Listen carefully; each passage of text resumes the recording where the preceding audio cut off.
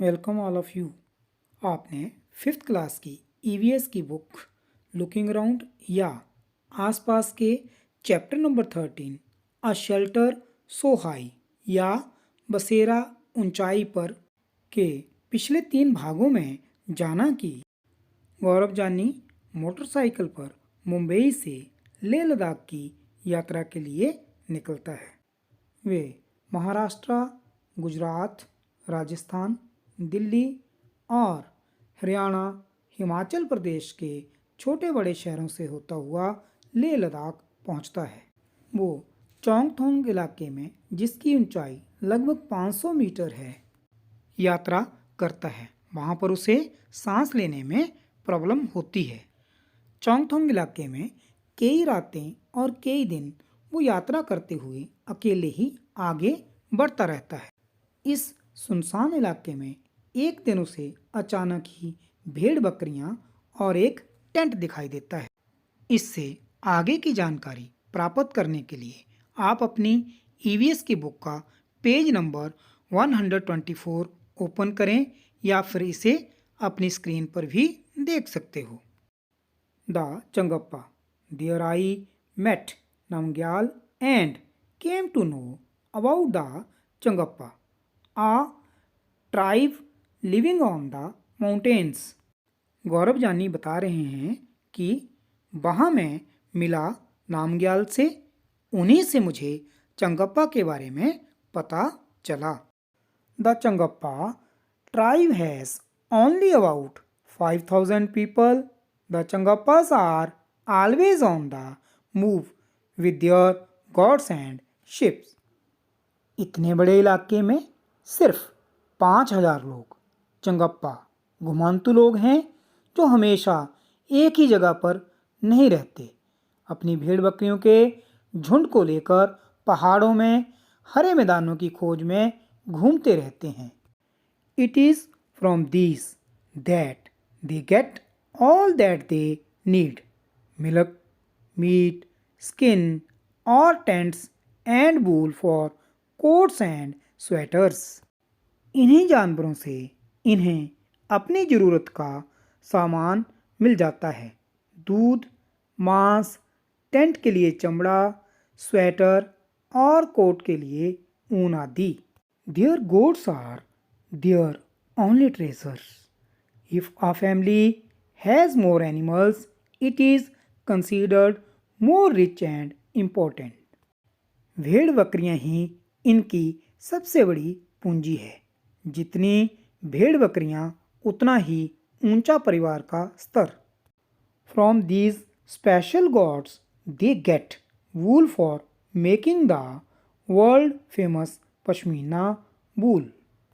चंगप्पा खास तरह की बकरियां पालते हैं जिनके बालों से दुनिया की मशहूर पश्मीना ऊन बनती है।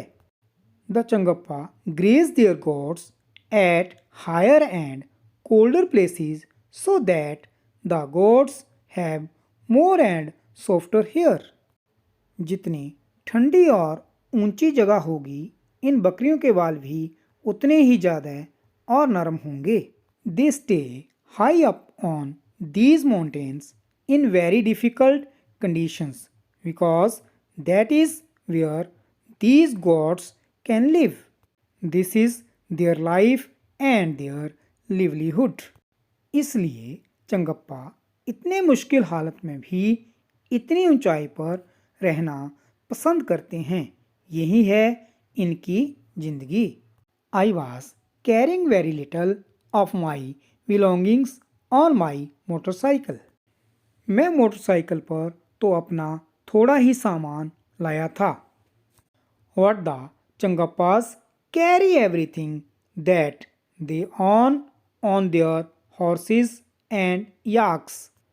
लेकिन ये लोग अपना पूरा घर और सामान घोड़ों पर और याक पर लादकर घूमते हैं। It takes them only 2.5 hours to pack everything and move ahead. The luggage is unpacked and their homes are ready. जब आगे बढ़ना हो तो ये सिर्फ 2.5 घंटे में अपना डेरा समेट कर निकल पड़ते हैं। जहाँ ठहरना हो वहाँ कुछ ही देर में ये अपने टेंट गाड़ लेते हैं और तैयार हो जाता है इनका घर।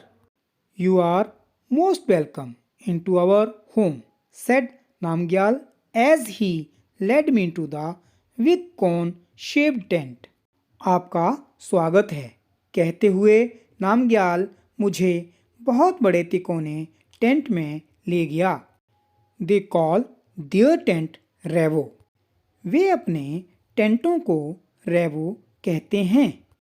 याक hair is woven to make strips which are stitched together। Yak के बालों से बुनाई करके चंगप्पा पट्टियाँ बनाते हैं जिन्हें सिलकर जोड़ लेते हैं। These are strong and warm and protect them from the icy strong winds।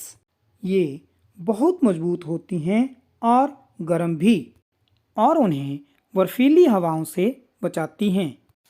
I saw that the strips were tightly tied with 9 sticks। मैंने देखा कि पट्टियाँ 9 डंडियों के सहारे जमीन से बंधी थीं। The ground is dug about 2 feet deep। Tent लगाने से पहले जमीन में 2 फीट गहरा गड्ढा खोदते हैं। The tent is then put up around this on the higher part of the ground। फिर गड्ढे के आसपास की ऊंची जमीन पर टेंट लगाते हैं।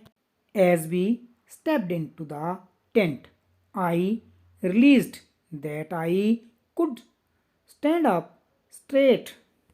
टेंट में घुसने पर मैंने पाया कि वो खूब ऊंचा था और मैं आराम से सीधा खड़ा हो सकता था।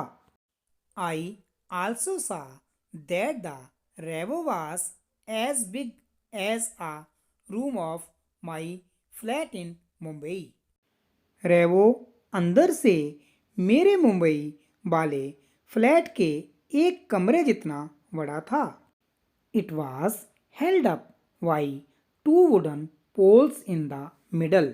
ये 2 लकड़ी के बड़े डंडों के सहारे खड़ा था। There was an opening to let out the smoke from the चूल्हा। रेवो के बीचों बीच एक खुला छेद था जहाँ से चूल्हे का धुआं बाहर जा सके। Namgyal told that the design of this tent is more than 1,000 years old। Namgyal ने बताया कि इनके टेंट का डिज़ाइन 1000 साल से भी पुराना था। The tent protected the चंगप्पास from extreme cold। इससे टेंट में रहने वाले चंगप्पा ठंड से बचे रहते हैं। How cold must it be? In winters, the temperature drops many degrees below zero। The wind blows at 70 kilometers per hour। ठंड भी कैसी? सर्दियों में यहाँ का तापमान 0 से कई डिग्री नीचे चला जाता है और हवा भी बहुत तेज चलती है, 1 घंटे में 70 किलोमीटर की गति से। Imagine if you were on a bus which was going at this speed, how far from your house would you reach in 1 hour? सोचो अगर तुम अपने गांव से बस में बैठे और वो इसी गति से चले तो तुम 1 घंटे में कहाँ पहुँच जाओगे।